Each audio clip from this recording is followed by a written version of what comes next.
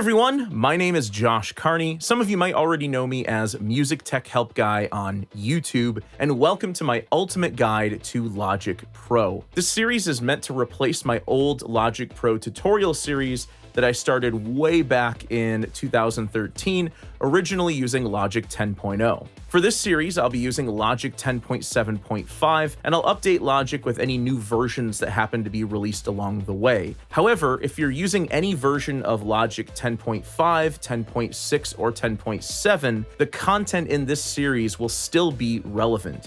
There will be a few minor differences in these earlier versions, but I'll point these out along the way.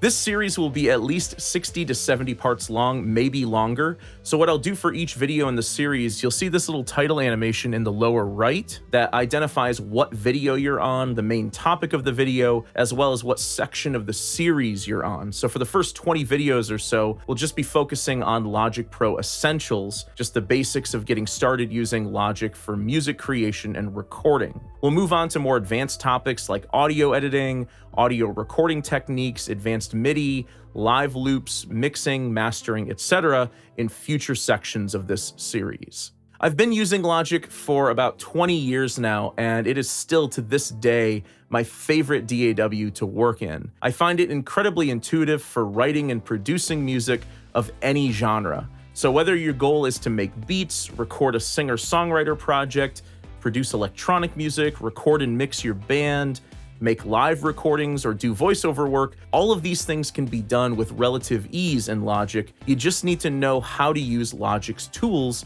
to achieve your goals, which I hope to help you out with in this series. Okay, so enough talk. Move on to the next video, which is technically speaking the true part 1 of this series, where I'll demonstrate how to install Logic Pro, how to install and manage Logic's sound library, and how to turn on the advanced tools. I'll be uploading these videos fairly regularly, so please consider subscribing to the channel and hit the notification bell to see each time I upload a new video in this series. I hope you enjoyed this video, and thanks for watching.